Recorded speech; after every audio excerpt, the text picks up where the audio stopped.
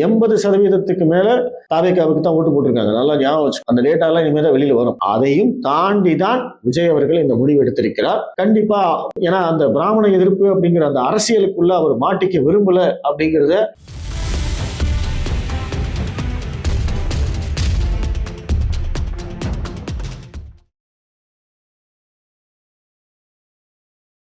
நாரதர் media உணர்வாளர்களுக்கு வணக்கங்கள். நான் உங்கள் விஜய் சின்னசாமி. நம்முடன் இணைந்து இருக்கிறார் ஐடியா மேன் மகாதேவன் அவர்கள். வணக்கம் ஜி. வணக்கம் விஜய். தாவேகா அமைச்சரவையை எப்படி பாக்குறீங்க? புதிய அமைச்சரவை எப்படி பாக்குறீங்க? விஜய் அவர்களின் அமைச்சரவையில 2 பிராமணர்களுக்கு அமைச்சர் பதவி கொடுத்திருக்கிறாங்க அப்படின்னு சொல்லி திகாவினர் எதிர்ப்பு தெரிவிக்கிறாங்க. இதை நீங்க எப்படி பாக்குறீங்க? விஜய் அமைச்சரவையை கண்டிப்பாக வரவேற்கணும். ஒரு மிகப்பெரிய மாற்றம், ஒரு அரசியல் மாற்றம், சமூக மாற்றம் எல்லாமே கலந்து, அதாவது மக்கள் எதற்காக ஓட்டு போட்டார்களோ, விஜயை தேர்ந்தெடுத்தார்களோ, அந்த மாற்றத்தை அவர் கண்முன் நடத்தி காட்டியிருக்கிறார். ராஜாஜி அவர்களுடைய ஆட்சி காலத்திற்கு பிறகு தமிழகத்தில் கூட்டணி அமைச்சரவை இடம்பெற்றிருக்கிறது. இத்தனை நாள் 50 வருடமாக அதிமுகவும் திமுகவும் எத்தனையோ கட்சிகளோட கூட்டணி வச்சாலுமே அவங்களுக்கு அதிகாரத்தில் பங்கு கொடுத்ததில்லை. இன்னைக்கு விஜய் அவர்களுக்கு ஒரு மைனாரிட்டி அரசாங்கமாக இருந்து அவர்களுடைய ஆதரவு தேவை, அதனால்தான் கூட்டணியில் இடம் கொடுக்கிறார் அப்படின்னாலுமே அவர் தன்னுடைய முதல் மாநாட்டிலேயே கூட்டணி ஆட்சி அப்படிங்கறத வலியுறுத்தி பேசினார். நம்மளிடமையும் சில பேர் வருவாங்க இல்லையா அப்படின்லாம் அவர் கேட்டதை நம்ம கிண்டல் பண்ணோம். ஆனா அதை நடத்தி காமிச்சிருக்காரு. பாருங்க, நாங்க ஆட்சி அமைச்சிருக்கோம், எங்களுடைய அமைச்சரவையில கூட்டணி கட்சிகளுக்கு இடம் கொடுத்திருக்கோம், எங்களை நம்பி வந்தவங்களை நாங்க கைவிடல அப்படிங்கறத ஒரு செயல்ல காமிச்சிருக்காரு. அந்த வகையில விஜய் அவர்களுக்கு ஒரு மிகப்பெரிய பாராட்டுக்கள் அப்படின்னு தான் சொல்லணும். ஏன்னா இந்த மாற்றம் இனிவரும் அரசியல் காலங்களிலும் தொடரும். ஏன்னா இன்னைக்கு பிசிகாவும் காங்கிரஸ் இவங்கெல்லாம் அமைச்சர் பதவி வாங்கி அரசியல் அதிகாரம், அந்த பதவி ருசி அவங்க கண்டுட்ட பிறகு அவங்க நாளைக்கு வேற கூட்டணிக்கு போனாலுமே அவங்க இதைத்தான் பேசுவாங்க. எங்களுக்கு பதவியில அதிகாரத்துல பங்கு வேணும் அப்படிங்கறத பேசுவாங்க. சோ இனிமே இதை தவிர்க்க முடியாது அப்படிங்கிற ஒரு கட்டத்துக்கு தமிழகம் நகர்ந்து விட்டது அப்படின்னு நான் பாக்குறேன். இரண்டாவதாக, ஒரு இளமையான அமைச்சரவை. ஒரு 30 வயதுல இருந்து 50 வயதுக்குள்ள நிறைய பேர் இருக்காங்க. எனக்கு தெரிஞ்சு செங்கோட்டையன் மட்டும்தான் சீனியர்னு நினைக்கிறேன். மேபி புசி ஆனந்த் அதோட கொஞ்சம் வயசு ஜாஸ்தியா இருக்கலாம், விஜயை விட கொஞ்சம் வயசு ஜாஸ்தியா இருக்கலாம். மற்றபடி எல்லாருமே இளவயது அப்படின்னா உங்களுக்கு அவினாசி தொகுதி எம்எல்ஏ கமலி இருக்காங்க, ஸ்ரீரங்கம் தொகுதி எம்எல்ஏ ரமேஷ் இருக்காரு. இவங்கெல்லாம் ரொம்ப இளவயது இளைஞர்கள், ஜென்சியுடைய பிரதிநிதிகளாக இவர்களுக்கெல்லாம் அமைச்சர் பதவி கொடுத்தது உண்மையிலேயே நல்ல விஷயம். ஒரு புத்துணர்ச்சியா நம்ம இருக்கு. நம்ம அந்த அமைச்சரவையை பார்க்கறதுக்கே புத்துணர்ச்சியா இருக்கு. இதுவரைக்கும் இருந்த அதே நபர்களை பார்த்து அதே விஷயத்த பேசுறதை விட இவங்க ஒரு ஃப்ரெஷ்னஸ் கொண்டு வராங்க அப்படிங்கிறதையும் பார்க்கிறேன். மூன்றாவதாக, நீங்க கேட்ட அந்த பிராமணர்கள், 2 பிராமணர்களுக்கும் அமைச்சர் பதவி கொடுத்தது, அது முதல்ல இதற்கும் விஜயை தனியா பாராட்டணும். ஏன்னா இந்த திமுகவுடைய இந்த பிராமண எதிர்ப்பு அரசியல், திகாவுடைய இந்த பிராமண எதிர்ப்பு அரசியல் அப்படிங்கிறது தமிழ்நாட்டில் ரொம்ப நாளா இருந்தாலுமே ஜெயலலிதா அவர்கள் காலகட்டத்தில் இந்த பிராமண எதிர்ப்பு அரசியல பெருசா பேசினது கிடையாது. யாரும் பேச மாட்டாங்க.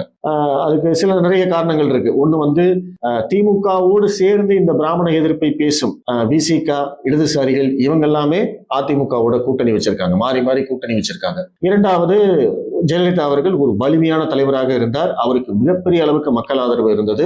ஜெயலலிதா அவர்கள் இருந்த வரைக்கும் பாத்தீங்கன்னா தமிழ்நாட்டுடைய நம்பர் 1 கட்சி அதிமுக தான். கிட்டத்தட்ட 40-42% வாக்குகள் வச்சிருந்தாங்க. சோ அப்ப அந்த மாதிரியான ஒரு ஸ்டேச்சர் இருக்கிற ஒரு தலைவரை ஜாதியை முன்வைத்து எதிர்த்து அரசியல் பண்ண முடியாது அப்படிங்கிறது அவங்களுக்கு தெரிஞ்சு போச்சு. அதனால பேசல. பிளஸ் இந்த அல்லு செல்லுகள், இந்த கொத்தடிமை கூட்டம், அடியாட்கள் இவங்கெல்லாமும் அன்னைக்கு வாய் திறக்கிறதுக்கு பயந்தாங்க.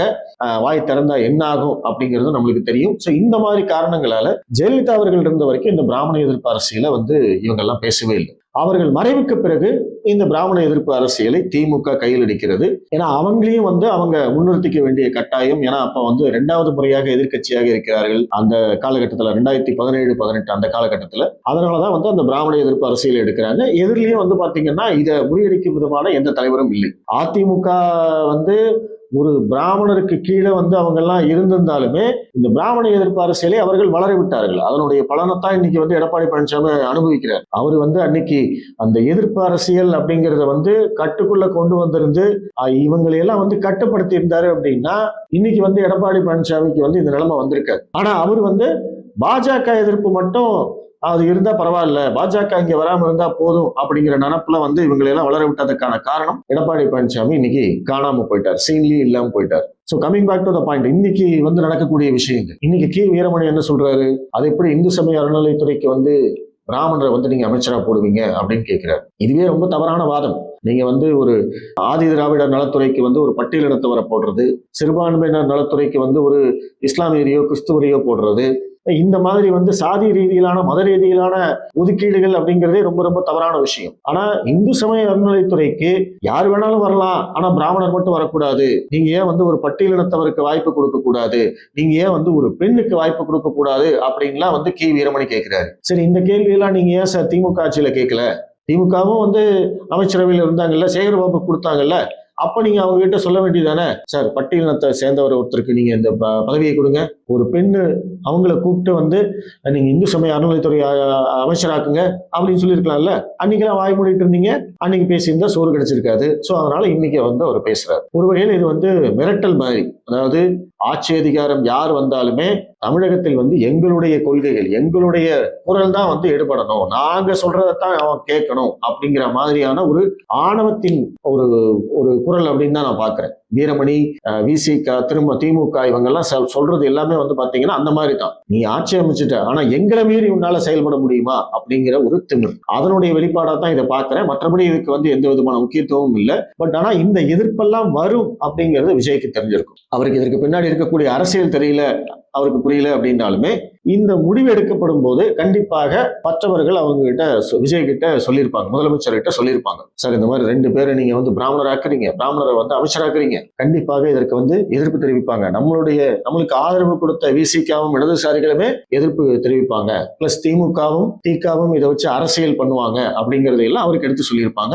அதையும் தாண்டி தான் விஜய் அவர்கள் இந்த முடிவு எடுத்திருக்கிறார். கண்டிப்பா இதற்கு பின்னாடி வந்து ஏதோ ஒரு காரணம் இருக்கலாம், அது என்ன அப்படிங்கிறது நம்மளுக்கு இன்னைக்கு புரியல. ஆனா இந்த அரசியலுக்கு, அதாவது இவர்களுடைய மிரட்டலுக்கு, இவர்களுடைய இந்த ஐடியாலஜி பாலிடிக்ஸ்க்குள்ள நான் வரமாட்டேன் அப்படின்னு சொல்றதுக்கான ஒரு உதாரணமா கூட இதை பார்க்கலாம். ஏன்னா அந்த பிராமண எதிர்ப்பு அப்படிங்கிற அந்த அரசியலுக்குள்ள அவர் மாட்டிக்க விரும்பல அப்படிங்கிறத நம்ம தொடர்ச்சியா பார்த்துக்கிட்டே இருக்கோம். அவர் பெருசா அந்த மாதிரி அந்த இதுக்குள்ள போகல. சோ அந்த போகல அப்படிங்கிற போது இது அதற்கு வந்து இது ஒரு உதாரணமா நம்ம பார்க்கலாம். மற்றபடி விஜய் அவர்களுடைய முடிவுக்கும் ரமேஷ் மற்றும் வெங்கட்ரமணன் அவர்களுக்கும் நம்மளுடைய வாழ்த்துக்கள். இள வயதுல 31 வயசுலயே அமைச்சராக இருக்காரு, அவரு சிறப்பாக செயல்படட்டும். தாவேக கட்சியானது தமிழ்நாடு மட்டுமல்லாமல் தேசிய அளவில் உருவெடுக்கிறது. அதாவது கேரளாவில் தொடங்கப்பட போகிறது, ஆந்திராவில் தொடங்கப்பட போகிறது அப்படின்னு சொல்லி தாவேக தேசிய அளவில் உருவெடுக்கிறது, ஒரு தேசிய கட்சியாக மாறுவதாகவும் சொல்லப்படுகிறது. அதே மாதிரி பாரத பிரதமர் மோடி அவர்களா அல்லது விஜய் அவர்களா, மோடி அவர்களுக்கும் விஜய் அவர்களுக்கு தான் போட்டி அப்படின்ற மாதிரி இங்க உள்ள சில ஊடகங்கள்லாம் கட்டமைச்சு வருவதை நீங்க எப்படி பாக்குறீங்க? அதெல்லாம் வந்து சும்மா ஒரு டைம் பாஸ்க்காக பண்றதுங்க. மக்களுடைய மனநிலை என்ன அப்படிங்கிற மாதிரி கேட்டு பண்றது. நானும் அந்த வீடியோவை பார்த்தேன்.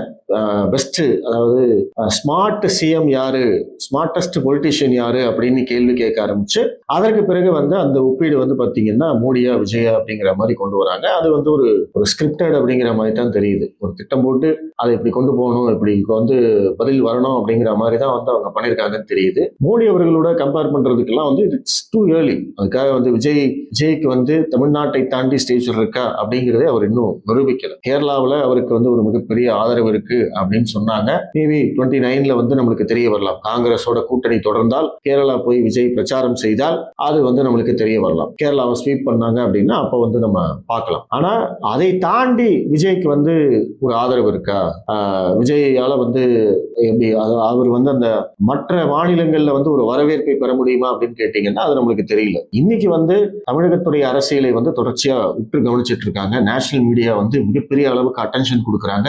வட இந்திய மாநில மக்களுக்கும் வந்து தமிழ்நாட்டில் நடந்திருக்கக்கூடிய அந்த அரசியல் மாற்றம் அவங்களுக்கும் வந்து ஒரு வித்தியாசமா இருக்கு. ஓ, இங்க ஏதோ நடந்திருக்கு அப்படிங்கறத அவங்க பாக்குறாங்க. ஆனா இதெல்லாம் வந்து விஜய்க்கான ஒரு வளர்ச்சியா மாறுமா, விஜய்க்கான ஒரு வரவேற்பா மாறுமா அப்படின்னு கேட்டீங்கன்னா அதுக்கான பதில் நம்மளுக்கு தெரியல. But it's too early. இப்பதான் வந்து அவர் ஆட்சிக்கு வந்திருக்காரு. இனிமே வந்து அவர் நல்ல ஆட்சி கொடுத்து அடுத்து வர தேர்தலில் வந்து ஒரு மிகப்பெரிய அளவுல வெற்றி பெற்றார் அப்படின்னா அப்பதான் வந்து நீங்க இந்த கம்பாரிசன் இந்த இதுக்கெல்லாம் வர வர முடியும். 2029 அவர் பெறக்கூடிய வெற்றி, 2031 அவர் பெறக்கூடிய வெற்றி, இதெல்லாம் வைத்துத்தான் அவரை இங்க இது பண்ணுவாங்க. ஸோ அதுக்கு முன்னாடி இதெல்லாம் ஒதுக்கி டைம் பாஸ்க்காக அவங்க பண்றாங்க, அவ்வளவுதான், ஒரு நெரேட்டிவ் செட்டிங். திமுக கூட்டணியில் இருந்த கட்சிகள் தாவேக அமைச்சரவையில இடம்பெற்றதால் திமுகவிற்கும் திமுக கூட்டணிக்கும் இடையில் விரிசல் வர தொடங்கி இருக்கிறதா?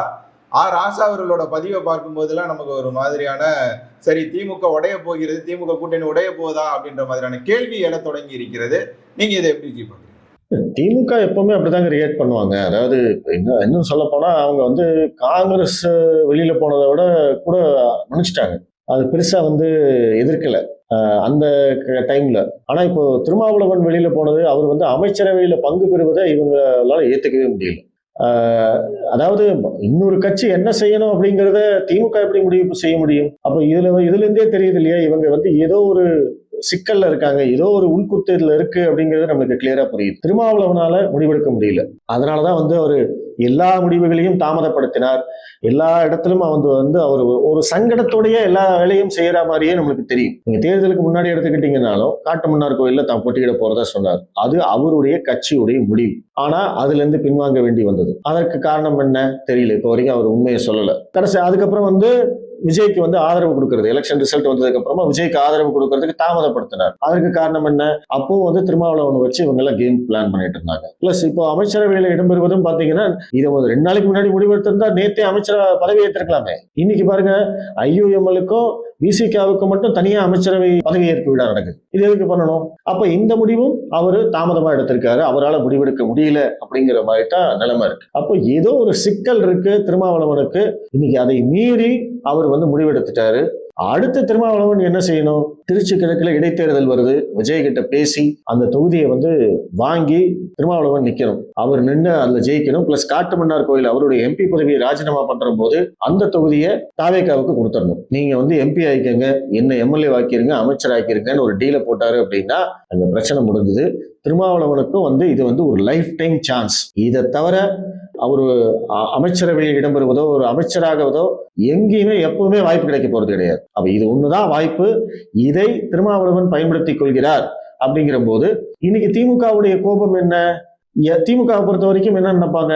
இந்த பட்டியலின மக்களுக்கு என்ன நல்லது நடந்தாலும் அது திமுக மூலமா தான் நடக்கணும் அப்படின்னு நினைப்பாங்க. இப்ப திருமாவளவன் மாதிரியான நபர்கள் அமைச்சரவையில் அவங்க கட்சி அமைச்சரவையில பதவியேற்றது போது அப்ப பட்டியலின மக்களுக்கான ஒரு அங்கீகாரம் இன்னைக்கு தாவேகா கட்சியில கிடைச்சிருக்கு. ஏற்கனவே பட்டியலின மக்கள் 80% மேல தாவேகாவுக்கு தான் ஓட்டு போட்டிருக்காங்க. நல்லா ஞாபகம் வச்சு, அந்த டேட்டா எல்லாம் இனிமே தான் வெளியில வரும். 80% மேல விஜய்க்கு தான் ஓட்டு போட்டிருக்காங்க. அப்போ ஒரு கட்சிக்கு ஒரு அங்கீகாரம் கொடுக்கிறாரு, 7 பட்டியலின மக்களை அமைச்சராகி இருக்கிறார் அப்படிங்கிற போது 100% வாக்குகளும் அங்க போயிடும். அப்ப இத்தனை நாளா திமுக ஒரு போலியான சமூக நீதி, போலியான சமத்துவம் பேசி மக்களை ஏமாத்திட்டு இருந்த போது விஜய் எது உண்மையான சமூக நீதி அப்படிங்கிறத செயல்ல காட்டிட்டார். அப்போ திருமாவளவனுக்கும் திமுகவுக்குமான அந்த விரிசல் இன்னும் அதிகமா தான் ஆகும். திருமாவளவன் மீண்டும் இந்த பக்கம் வருவதற்கான வாய்ப்பு இல்லை. ஏன்னா அவர் வந்தாலும் தனியா தான் வரணும். கண்டிப்பா அவருக்கான வாக்கு வங்கி சுத்தமா குறைஞ்சு போச்சு. இன்னைக்கு இருக்கக்கூடிய வாய்ப்பு என்ன? அவருக்கு ஒரு ஸ்டேஜ் இருக்கு. திருமாவளவன் ஓகே, எல்லாரும் மதிக்கிறாங்க, மற்றவர்கள் மதிக்கக்கூடிய ஒரு அரசியல் தலைவராக இருக்கிறார். இந்த தகுதியை, இந்த ஒரு அங்கீகாரத்தை தக்க வைத்துக் கொண்டு விஜய் கட்சிக்கு ஒரு ஆலோசனை சொல்பவராக, அவருடைய அமைச்சரவையில் பங்கு தன்னுடைய பட்டியலிட மக்களுக்காக சில விஷயங்களை செய்பவராக இருந்தால் வரலாறு அவரை நினைவில் வைத்துக் கொள்ளும். இல்ல அப்படின்னா ஒன்றும் பண்ண முடியாது. உங்களுடைய பொன்னான நேரத்தை ஒதுக்கி பல தகவல்களை நாரதன் மீடியாவுடன் பகிர்ந்து கொண்டதற்கு மிக்க நன்றி. நன்றி.